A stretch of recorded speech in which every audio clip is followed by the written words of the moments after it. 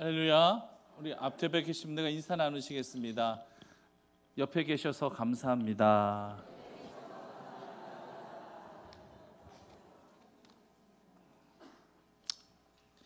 예전에 학생 때 구약 성경의 목록들을 보면서 참 특이한 이름도 많구나 이렇게 생각한 적이 있어요.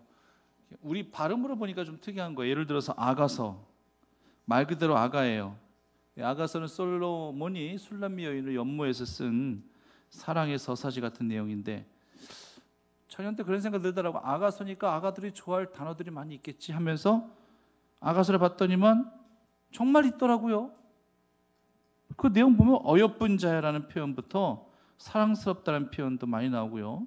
좀 더 인간적인 측면에서 보면 어떻게 보면 좀 남사스럽다고 해야 되나요? 어떤 여인의 몸에 대해서 좀 원색적인 단어를 그렇게 쓰긴 했습니다만, 그것조차도 우리 아기들의 입장에서 보면은 아기들이 좋아할 모성애적인 단어다라는 그런 생각을 할 수 있거든요. 그런 거 보면은 야, 그렇구나, 아가서가 그냥 아가서가 아니었구나 하는 생각도 한번 청년의 학생 때 본 적이 있어요. 그리고 오바다, 참 발음하기도 힘들어요. 그런데 하나님을 대적하고 바울을 섬기는 그런 이 아방의 국내 대신으로서 아방의 시선을 피해서 하나님의 선지자들을 100명을 몰래 굴에다 숨겨두고 떡과 물로 공급해 주면서 그렇게 공개했던 그런 하나님의 선지자, 걸리기만 하면은 생명조차 장담하기 힘든 그러한 오바댜 선지자였는데, 역시 정말 의롭고 하나님을 경외하는 자였습니다. 그리고 하박국, 이 선지자 이름은 잘 까먹지도 않아요. 호박국인지 호박죽인지 그렇게 쉽게 입력이 되니까 아주 이 선지자는 괜히 친근감을 느끼게 해주는 그런 선지자입니다. 늘 항상 이게 추수감사 주일 때마다 이렇게 강단을 이렇게 꾸며주셔서 고맙고 감사한데, 여기서도 빠지지 않는 게 호박이에요. 보시면 아시겠지만 딱 밑에 딱 튼튼하게 받치고 있는 게 뭔지 아세요? 호박이에요, 호박. 어제 권사님들이 강단을 꾸며주시기 위해서 늦게까지 수고 많이 하셨어요. 이 강단을 보는 순간 맨 먼저 드는 생각이, 야, 이거 나중에 어떻게 흩어버리지? 아까워서. 이런 생각이 먼저 들더라고요. 그만큼 보기에도 참 너무나도 좋았고 아름다웠고, 이 모든 열매들을 허락하신 하나님 앞에 먼저 감사함을 올려드리고, 또 정성으로 이렇게 준비해 주시고 또 이렇게 장식까지 주신 권사님들께도 진심으로 감사의 마음을 전하게 되더라는 거죠. 정말 지금까지 이렇게 한 해 동안 지켜주신 그 하나님의 은혜, 여러분들 정말 감사하시면서 살아가고 계십니까? 지금까지 감사의 제목들 아마 저마다 많이 있으시라 생각이 듭니다. 저도 한번 말씀을 준비하면서 올 한 해 감사했던 그런 제목들이 뭐가 있었을까 생각해 보니까 많더라고요. 그 중에 하나가 뭐냐면, 올 상반기 때 제가 이 교회에 와서 처음으로 40일 특별 새벽 기도회를 제가 했었었죠. 처음 생각에는 하루 이틀 나오시고 안 나오실 분들도 많이 계실 거야. 한두 주 정도 해보고 힘들어서 이제 또 안 나오신 분들도 굉장히 많이 계실 거야. 저는 개인적으로 그런 생각을, 인간적인 생각을 했었거든요. 근데 40일 특별 새벽 기도회를 한 분도 안 빠지신 분들이 몇십 명 되셨고요. 그리고 매일마다 숫자를 계산해 보니까 120명에서 130명의 분들이 새벽을 그렇게 깨우셨던 것을 보면서 정말 감사하다라는 그런 감사의 고백이 나오더라고요. 뭐 이래서 감사, 저래서 감사, 제가 지금 말씀드리는 것도 어떤 조건의 감사를 가지고 하나님 앞에 영광 올려드리는 것이었는데, 근데 오늘 이 하박국 선지자의 고백을 보면은요, 조건의 감사, 자기가 원하는 바 그 모든 조건들은 하나도 충족이 안 되었음에도 불구하고 그가 드린 감사는 과연 무슨 감사였느냐? 조건의 감사가 아니라 바로 본질적인 감사를 하나님 앞에 올려드리고 있다라는 것입니다. 그런데 그 본질은 무엇이냐? 그 진리는 무엇이냐? 오직 하나님이 우리 삶의 본질이 되어 주시는 겁니다. 우리 삶의 전부가 하나님이라고 고백할 수 있는 신앙이란다 할지라면 바로 하나님 그분 자체가 우리 삶의 본질이 되어지는 거예요. 그 본질 되신 하나님 한 분만으로도 나는 만족하며 나는 기뻐하며 나는 감사하다라는 고백을 지금 하박국 선지자는 하나님 앞에 올려드리고 있는 것입니다. 어떤 일에 자꾸만 조건을 달려고 하고요, 어떤 일에 자꾸만 그렇게 거래만 하려고 하는 사람들이 계셔요. 그런 분들에게 감사는요, 어떤 조건이 충족되어질 때만 감사하는 마음이 드는 것이고, 어떤 거래가 성사되어질 때만 그때만 감사하는 마음을 갖게 될 것입니다. 그것도 하나님 앞에 감사를 올려드리는 것이 아니라 그냥 자기한테 공을 돌리는 경우들도 굉장히 많이 있는 것을 그렇게 보게 됩니다. 이런 사람들은 대체적으로 감사의 상황이 올 때는 자기에게 다 공을 돌리고, 그리고 불행이나 원망의 상황이 올 때는 하나님 앞에 돌리든 아니면 다른 사람한테 돌리든 다 그렇게 돌리면서 살아가는 거예요. 근데 하박국은 전혀 그렇지 않았습니다. 남 탓하지 않았습니다. 열매가 없어도 날씨나 기후 탓하지 않았습니다. 그렇다고 하나님 원망도 하지 않았습니다. 원망은커녕 하나님 앞에 극진한 감사와 기쁨을 고백하고 있는 하박국을 보게 됩니다. 난 여호와로 말미암아 즐거워하며 나의 구원의 하나님으로 말미암아 기뻐하리로다. 이 고백이 우리 모두의 고백이 되어지기를 간절히 소망합니다. 그렇다면 하박국은 처음부터 그렇게 뭐든지 기뻐하고 뭐든지 감사하고 뭔가 유전자가 우리가 달랐나 보다. 아니요, 천만의 말씀이에요. 유전자가 다를 게 뭐가 있습니까? 똑같습니다. 하박국도 처음에는요 신세 한탄이 있었어요.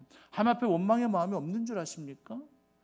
하나님 앞에 불평 안 했던 것 같습니까? 하나님 앞에 푸념 안 들어놓은 것 같습니까? 아니요, 하박국도 그랬어요.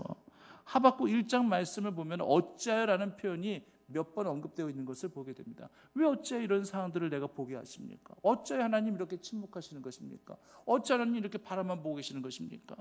이런 표현들을 계속 쓰면서 하나님 앞에 푸념도 늘어놓는 그러한 이 하박국을 보게 됩니다. 지난주에 우리가 욥에 대해서 배웠습니다만은요, 욥도요 처음 시련과 환난을 당했었을 때에 그도 죽고 싶은 마음이 없었는 줄 아십니까? 아니요, 있었어요. 오죽하면 욥도요 자신의 생일을 저주까지 하기까지 했습니다. 그리고 엄마를 원망도 했어요. 차라리 어머니가 나를 낳으셨을 때 차라리 내가 모태에서 죽었었더라면 그 시련과 고통과 아픔이 얼마나 극심했는지 이런 고백도 욥도 처음에는 했었던 것을 보게 됩니다. 하박국도 내가 부르짖어도 하나님은 듣지 아니하신다라고 푸념하고 있어요. 세상은 이렇게 강포해졌음에도 불구하고 어두워졌음에도 불구하고 하나님은 구원하지 않는 것 같다라고 그렇게 불평하고 있어요. 어찌하여 내게 죄악을 보게 하시며 이 세상의 패역함을 왜 내 눈으로 보게 하시냐고 그렇게 하나님 앞에 투정도 하고 있어요. 이게 솔직한 고백이에요. 욥도요 하박국도요 우리랑 동일한 유전자를 갖고 있는 겁니다. 근데 이들은 그런 상황 가운데 속에서도 시선을 돌렸습니다. 하나님께로 시선을 돌리고 하나님 앞에 집중하고 하나님을 바라보니 이제 하나님의 뜻 가운데 감사를 고백하며 하나님을 기쁘시게 여기드리는 삶으로 바뀌어지게 되더라고 하는 것입니다. 그렇기 때문에 우리의 눈을 바꾼다는 거, 우리의 안목과 우리의 시선을 바꾼다는 거, 이건 너무나도 중요한데 사실 쉽지 않거든요. 굉장히 어렵거든요. 우리 육신의 눈이야 뭐 시선 돌리고 싶을 때 돌릴 수 있죠. 우리 고개야 뭐 좌우로도 돌리고 위아래로도 돌리고 그러면 내가 보고자 하는 그러한 대상을 충분히 바라볼 수 있는 거잖아요. 물론 그것도 못해서 죽은 민족이 있다는 할지라도 이스라엘 민족이에요. 이스라엘 민족이 그 강야 여정 가운데 속에서 하나님 앞에 진도를 받아 불뱀에 물려가지고 죽게 되어질 그 상황 가운데 속에서 하나님께서 모세를 통하여 구리 노뱀을 짱대에 달아가지고 그것을 쳐다보는 자는 다 살게 될 것이다 말씀하셨죠. 그래서 정말 그것을 쳐다보는 자는 다 살았습니다. 고개를 들어서 쳐다봤을 때 살았습니다. 그러니까 하나님의 이 치유하심은요, 치료 방식은 세상 방식하고 좀 달라요. 불뱀에 물렸다 한다 할지라면 물린 상처에 연고를 바르는 것이 지극히 합당하지 않습니까? 여기에 뭔가 뱀에 물렸다 한다 할지라면은 뭔가 독이라도 들어갔다 한다 할지라면은 여기에 누군가가 입으로 독을 빼줘야 되는 것이 이것이 지극히 맞는 거지 않습니까? 근데 하나님의 치료 방식은 다르네요. 하나님의 치료는요, 때는 이 모든 상황과 조건을 무시할 때가 있습니다. 오늘 지금 말씀드린 이 구리노뱀 사건처럼요. 현대의학이 포기한 환자가 있죠. 의사가 포기한 환자가 있을 수 있어요. 그래서 이제 죽을 때만 기다리는 그런 환자가 있을 수도 있어요. 그런데 현대의학이 포기하고 병원에서 포기하고 의사가 포기한 그 병을 하나님이 고치신 경우가 있더라고 하는 것입니다. 이게 하나님의 치유의 역사라고 하는 거예요. 이렇게 고침받게 되면은요, 그분은 정말 남은 생애 가운데 속에서 정말 하나님 앞에 늘 감사만 주님 앞에 고백하면서 그렇게 사실 겁니다. 하나님의 행하신 기적을 그렇게 경험했는데 어찌 그 하나님의 은혜를 망각할 수가 있겠습니까? 이스라엘 백성들은요, 좀 더 강한 표현을 좀 써볼게요. 정말 지지리도 감사의 마음을 모르는 민족이 이스라엘 민족이에요. 애굽에서부터 애굽의 10가지 재앙을 내렸을 때 네 번째 재앙부터 이스라엘 백성들이 모여 살던 그 고센 지방 가운데는 하나님께서 재앙을 안 내리셨거든요. 그럼 이거 감사의 제목이잖아요. 그런데도 그들은 감사를 몰라요. 감사할 줄은 몰라요.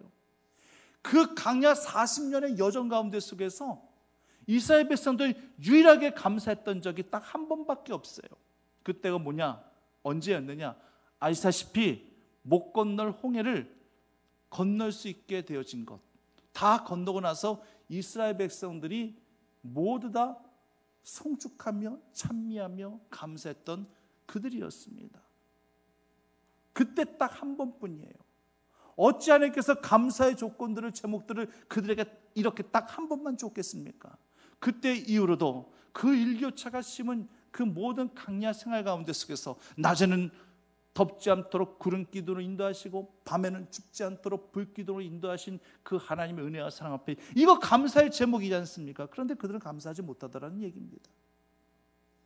마실 물이 없어서 그들이 힘들어할 때에 반석에서 생수를 나게 하시고 또 마라의 쓴물이 단물이 되어지도록 그렇게 변화시키시고 먹이시고 그들에게 엘림을 보여주셔가지고 또 쉬실 수 있는 거처를 만들어주시고 이 모든 것들이 다 감사의 제목이잖아요. 근데 이스라엘 백성들은 거기에 대해서 감사할 줄 모르더라는 얘기입니다.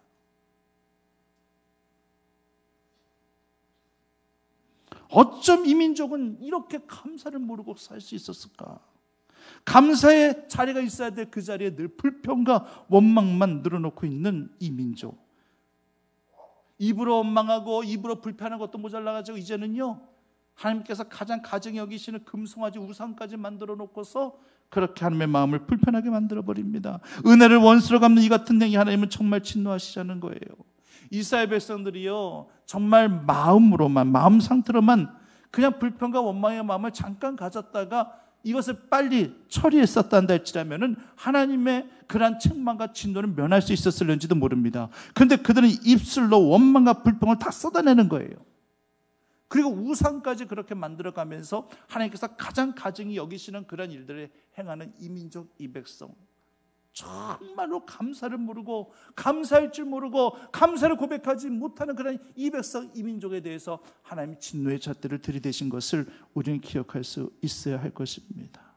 성도님들, 잠언 19장 3절 말씀에는 이런 말씀을 주고 계십니다. 사람이 미련함으로 자기 길을 굳게 하고 마음으로 여호와를 원망하느니라. 미련함으로 자기 길을 굳게 하는 그러한 자들이 결국 하나님을 원망하면서 불평하면서 그렇게 삶을 살게 되더라고 하는 것입니다. 감사하는 사람은 지옥에 가서도 감사할 수 있대요. 근데 불평하는 사람은요, 천국 가서도 불평한답니다. 왜 이것밖에 안 돼요? 별로 안 좋은데요? 술집이 없잖아요. 춤추는 데가 없네요. 천국은. 이러면서 불평할 수도 있는 게 바로 불평을 입에 달고 사는 사람들이라고 하는 얘기예요. 오늘 본문의 말씀을요, 한번 세상적인 관점에서 이렇게 한번 바꿔보겠습니다. 말이 되는지 안 되는지를 한번 보십시오.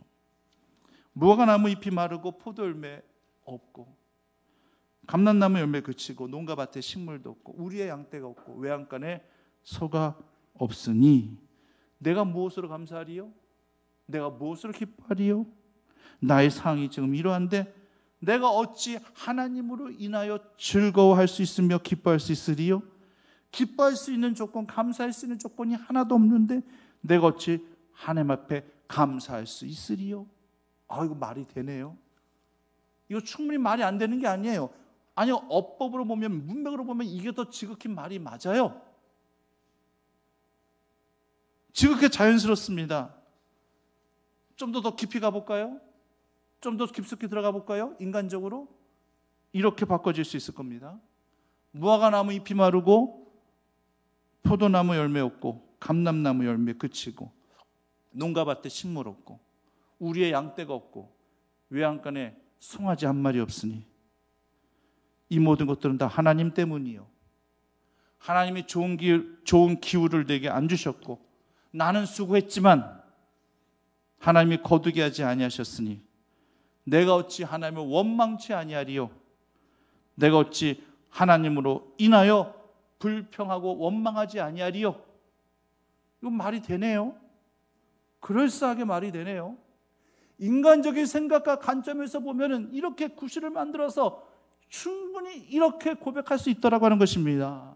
이 고백이 하박국 선지자의 고백이 아니라 만약 지금까지 제가 말씀드렸던 이스라엘 백성들 늘 불평과 늘 불만을 늘 원망을 만들었으려도 하는 그 이스라엘 백성들이 이 상황 가운데 있었다는 할지라면 정말 지금 방금 말씀드렸던 이 고백처럼 이렇게 충분히 할 수 있었을 겁니다.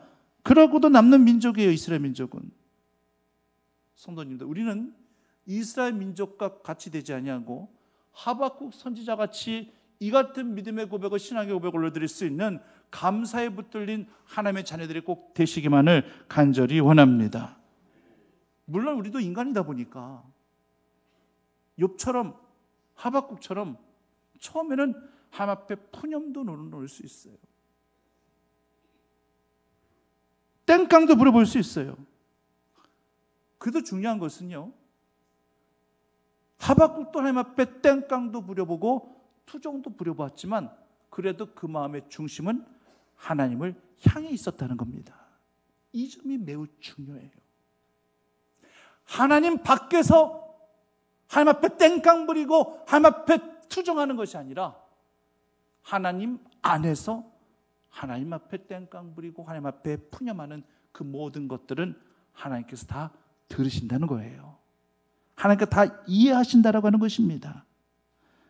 하지만 이런 상태가 계속 오래가는 것을 하나님 원치 아니하시기 때문에 하나님 우리의 시선을 돌려서 믿음의 눈으로 다시금 주를 바라볼 수 있게끔 하시기를 원하시는 것입니다. 믿음의 시선 처리 별거 쉽지 않습니다. 나만 주목하고 나만 바라보고자 하는 시선에서 고개를 돌려 하나님 한 분만을 바라보는 시선으로 나아간다는 거, 이거 굉장히 힘들고 어려운 일입니다.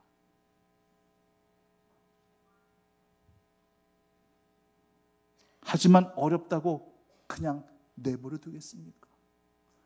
어렵다고 그냥 방치하겠습니까? 어려워도 그 길 감당하며 나아가는 것이 십자가의 길이고 우리 택함 받은 자의 소명이 아니겠습니까?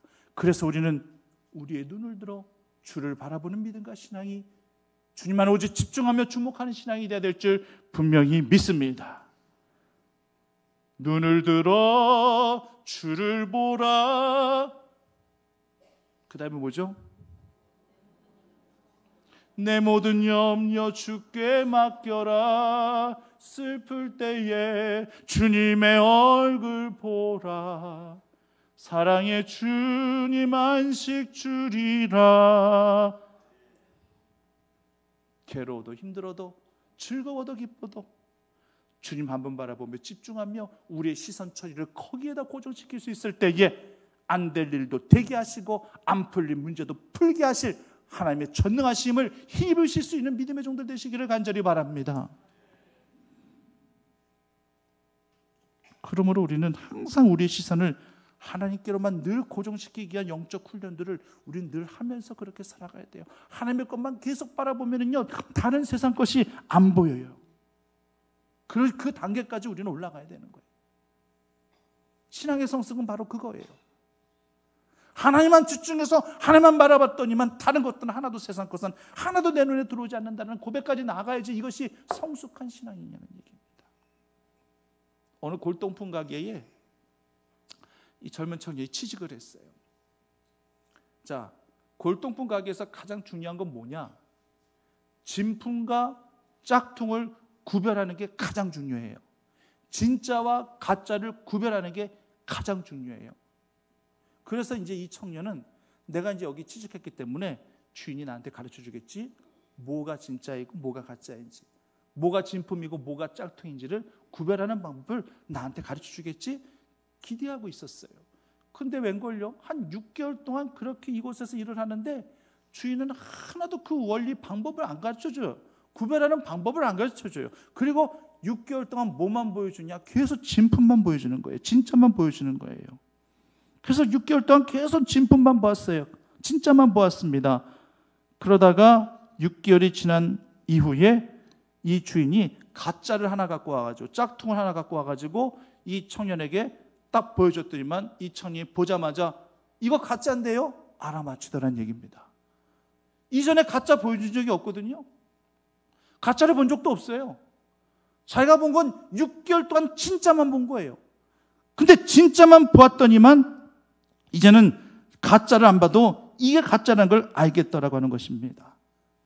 주님만을 집중하시고 주님만을 바라보시며 주님께 우리의 모든 인생을 다 걸 수 있는 인생, 그 삶이 되어질 때에 다른 세상 것은 내 눈에 들어오지 않냐고 하나님께서 온전히 책임져 주시는 그 하나님의 은혜를 경험하실 수 있는 믿음의 성도들 되시기를 간절히 바라야 됩니다.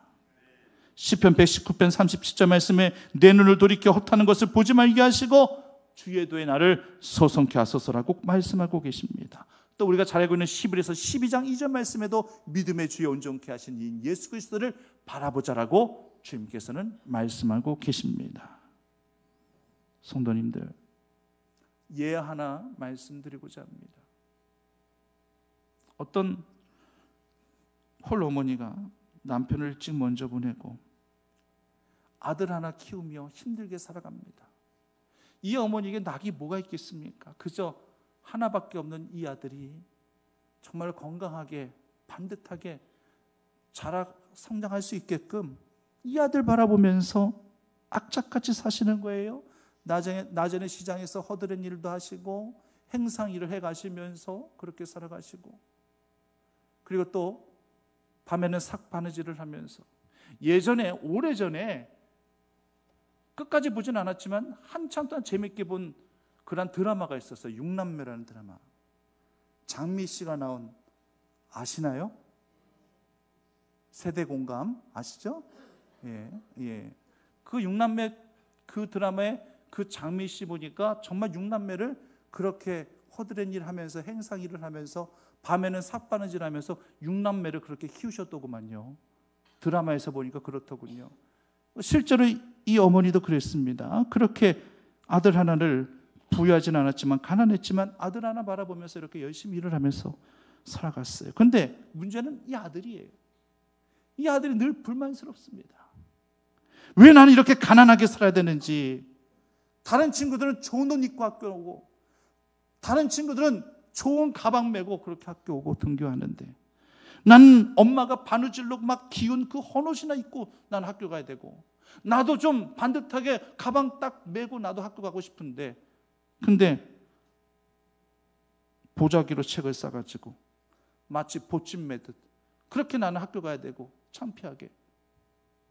친구들은 이런저런 여러 가지 반찬들을 싸가지고 오면서 그렇게 도시락을 먹는데 나는 늘 밥하고 김치만 그렇게 싸가지고 밥을 먹어야 되고, 그나마 쌀이 떨어졌었을 때는 도시락도 싸오지 못해서 점심시간 때 몰래 혼자 나가 수도가에서 물이나 죽여야 되고 그걸로 배를 불려야 되는 것이고, 나는 왜 이렇게 구질구질하게 이렇게 살아가야 되는 것이냐고.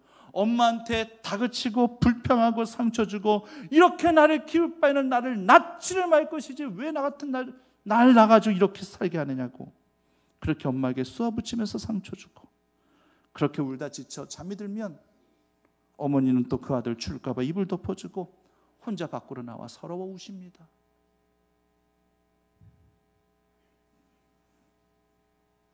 어머니 당신이 당하는 수많은 고통은 다 감당할 수 있는데 이 아들에게 이런 이야기를 당하는 이 어머니의 마음이 어떻겠습니까? 속이 뭉드러지죠. 속이 다 썩어갑니다. 그래도 아들한테 내색하지 않습니다. 이 모든 것들을 묵묵히 받아줬던 그 어머니가 한 10여 년이 지난 다음 결국 병을 얻어 마지막 임종을 하게 되었을 때 그때서야 철든 이 아들은 깨닫게 됩니다. 거칠어질 대로 거칠어진 어머니의 손을 잡고 나 키우다가 병들어 죽으신 것 같아. 나 때문에 이렇게 젊은 나이에 일찍 돌아가시는 것 같아. 이 아들은 목이 매우 하염없이 울죠. 그리고 어머니에게 돌아가시기 전 어머니가 하고 싶은 말을 다 꺼내놓는데 결국 어머니께 올려드리는 그 말은 단 핵심은 3마디였어요. 엄마 죄송합니다. 엄마 죄송합니다. 엄마 감사합니다. 엄마 감사합니다. 엄마 사랑합니다. 엄마 사랑합니다. 왜 진짜 이렇게 내가 엄마한테 감사하다는 표현조차 제대로 하지 못했는지, 정말 내가 엄마 너무 사랑한다는 그 표현조차 제대로 하지 못하고 살았는지, 그저 엄마에게 원망과 불평만 다 쏟아놓으며 엄마 가슴에 대못질한 이 불효자를 용서해달라며 엄마 미안해, 엄마 미안해, 엄마 정말 감사해, 엄마 감사해, 엄마 살아야 돼, 엄마 살아야 돼 하며 엄마 얼굴 어루만지며 철든 아들은 이제서 이렇게 고백해 보지만, 이렇게 이제서야 엄마의 존재 자체가 나에게 이렇게 감사의 조건이었는지, 내가 왜 미처 몰랐는지 그렇게 가슴을 치며 안타까워한다 할지라도 엄마에게 감사하다는 표현조차 제대로 하지 못해서 엄마의 그 흐뭇한 미소를 한 번도 보지 못한 이 현실이 너무나도 가슴 아파 목 놓아 슬피 울었던 그런 이 아들. 어렸을 때는요, 엄마가 찾아오는 게, 학교에 찾아오는 게 그렇게 창피했습니다. 그때는 그냥 엄마의 존재 자체가 그냥 원망스러울 수밖에 없었습니다. 지금은 아닌데, 지금은 엄마가 계셔주셔서 너무나도 좋은데, 너무 감사한데, 엄마는 철든 아들의 손을 꼭 붙들은 채 돌아가신 거예요. 이 아들이 엄마에게 있어서는 존재의 이유였죠. 존재의 목적과도 같았습니다. 삶의 전부였습니다. 이 아들에게도요, 이 엄마가 없었다면 고아로 길러졌을 것이고 버려졌을 것이고, 지금까지 이렇게 반듯하게 이렇게 성장할 수 있었던 그 모든 그러한 이 원인은, 은혜는 어머니였는데, 자신을 위해 모든 것들을 희생하시는 어머니가 계셨기 때문에 지금 내가 있었다는 이 사실을 이제서야 깨닫고, 이제는 내가 효를 다하겠다 마음 먹어보지만 어머니는 이내 돌아가셨어요. 성장 과정에서 이 조건의 이 상황만 바라보다 보니 감사의 제목, 감사의 마음은 하나도 없었던 거.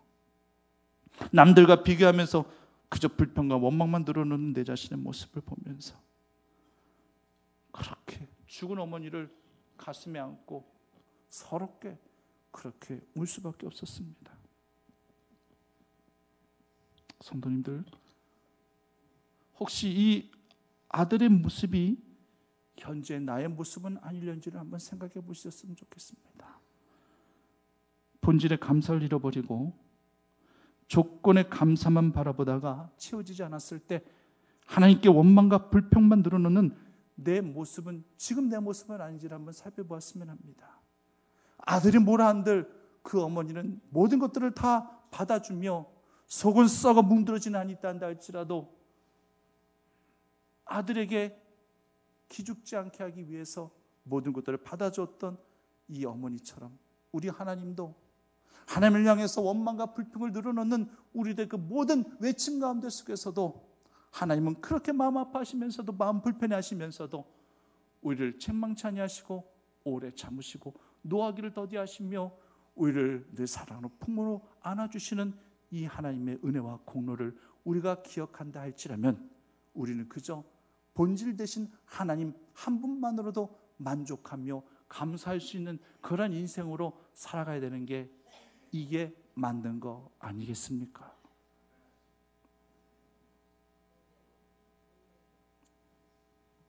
아직까지도 조건 가지고 결과 가지고 감사하시며 우리 삶의 본질 되시는 하나님 한 분만으로 만족하기 힘드시다 생각하신다 할지라면 다시 한번 이 시간 결단하여 나는 오직 하나님 한 분만으로 나는 기뻐하겠습니다. 하나님 한 분만으로 만족하며 살겠습니다. 다시 한번 결단하며 주님 앞에 나가는 믿음의 자녀들 다 되시기만을 간절히 축원합니다. 하나님, 주님 한 분만으로 만족합니다. 주님 한 분만으로 주님만을 바라보며 주님만을 집중하며 주님 앞에 늘 나아가는 저희 모두가 되어질 수 있도록 은총을 더하여 주시옵소서. 예수님의 이름으로 기도드립니다.